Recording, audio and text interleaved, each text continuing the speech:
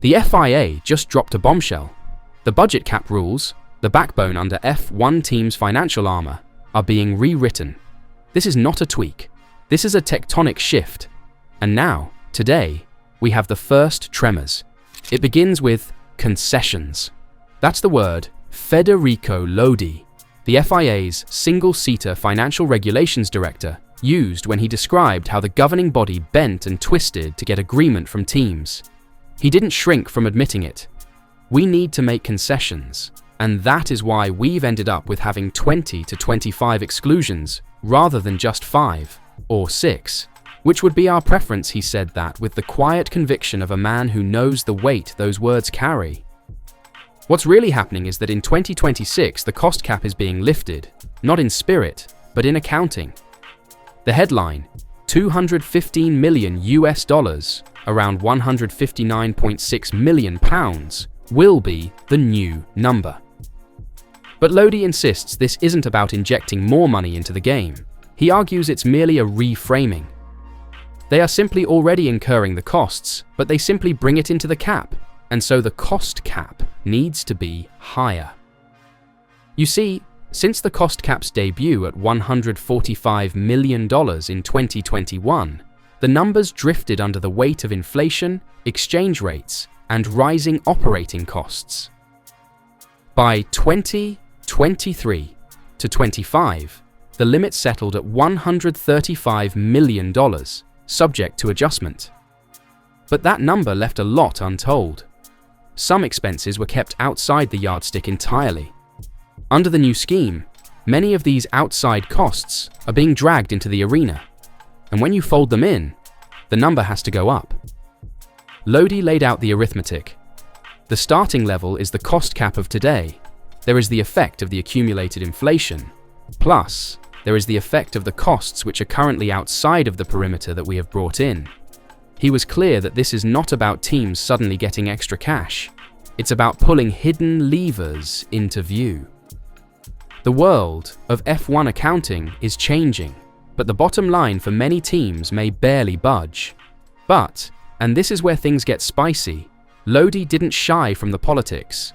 He called writing the rules a negotiation, a delicate dance of ego, power, and fear. Framing the rules is quite complicated. Drafting them is not an easy task because you have 10, now 11 with Cadillac, different teams with different agendas, perspectives, and priorities. Each team wants to protect its edge, to bend the rules in its favor. The FIA, meanwhile, must thread the needle and hold everyone on board. One of the biggest complaints from within the paddock has been, who takes the hit when budgets are tight? The dream was that the rank-and-file staff, the engineers, mechanics, junior specialists, would be shielded. Instead, when you compress budgets, it's those unseen people whose jobs may tighten. Lodi, though, sees a built-in counterbalance. He calls the system self-policing. If a team overpressures its base, it begins bleeding talent. The idea is that balance emerges naturally. He said, if you start putting too much pressure on people, you start to lose them, so it is self-policing. Spend where you think it matters, but don't break the team itself. But across the paddock, many eyes are drifting upward, not just to budgets, but to regulation risk. Enter Nicholas Tombazis, FIA single-seater director, laying down a challenge to teams. 2026 is a steep learning curve. He said, invariably, a new regulation will have a wider spread initially. That is part of the game. In other words, expect chaos, expect outliers, expect surprise leaders and failed favorites. Tombazis warned that performance will be more variable initially, meaning there will be some ups and downs as people learn the new regulations. The hidden hand of engineering, simulation, and driver adaptation will be writ large in these fluctuations. No one knows exactly who will find the magic formula first. And that brings us to power units and aerodynamics, where speculation is already running wild. The FIA doesn't have access to the people's horsepower or downforce in the wind tunnel or the exact performance they're going for. We don't know that, Tombazis said. It is fundamentally a blind fight. It's not part of the regulation that we can have access to this data, for obvious reasons. So teams' successes or failures remain shrouded, even to the people policing them. Yet, in that fog, new stars can emerge. Audi, stepping in as a power unit manufacturer, is being watched with hopeful eyes. And Cadillac, whose arrival is fresh, holds the potential to break molds. Both might surprise or fall flat. The uncertainty is part of the intrigue. So here we are, a new era. The budget cap has changed, not with fanfare, but with subtle redefinition. Rules have been rewritten behind closed doors, and the FIA is warning of volatility, experimentation, and growing pains. But the question now is, as teams scramble, do any of them find an unbreakable way to push beyond these constraints? Let's start with the number again. $215 million. It sounds like more, but it's not really more. It's accounting gymnastics. It's about shifting shadows under the spotlight. But even if the total hasn't grown, the stakes certainly have. Because now, with Audi entering the fold, things get even more complicated. They're not just a new name on the grid. They're stepping in as a power unit manufacturer. That's the holy grail of independence in Formula One. But here's the kicker. Audi will be allowed to spend more. Why? Salaries in Switzerland, where Audi is based, are about 35 to 45% higher than in the UK or Italy. So the FIA's given them a concession, yet another word that's beginning to define this era. It's an admission. The playing field is not level. And to keep things competitive, some teams are going to be treated differently. That alone will rattle paddocks from Milton Keynes to Maranello. And then there's Cadillac. Technically part of the Andretti bid, but increasingly being spoken of in the same breath as Audi. Both newcomers, both carrying expectation, both walking into a shark tank where old alliances and unspoken rivalries run deep. Tombazis made one thing clear: there are no guarantees.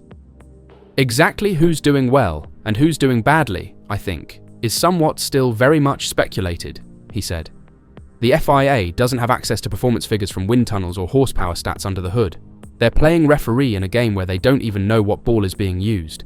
And that's what makes 2026 so dangerous and so thrilling. This new budget cap, this new set of exclusions and exceptions, opens the door to risk. Teams will be able to spend more freely, but only if they choose wisely. Lodi put it plainly. They have a pot of $215 million.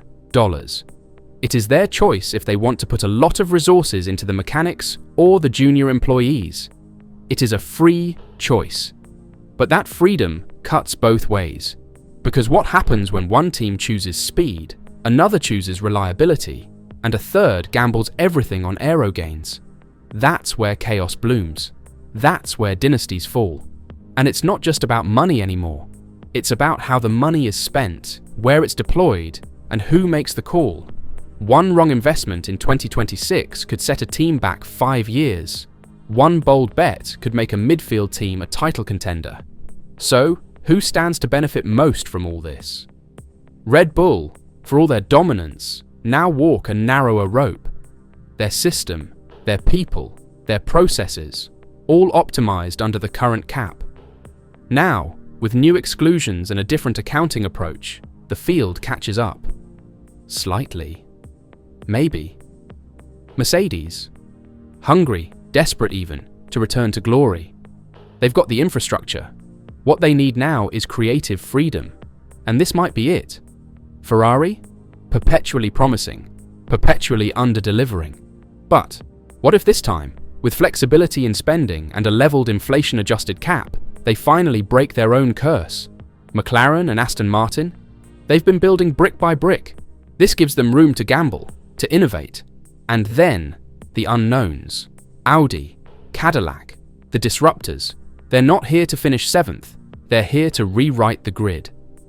And let's not forget what Lodi said.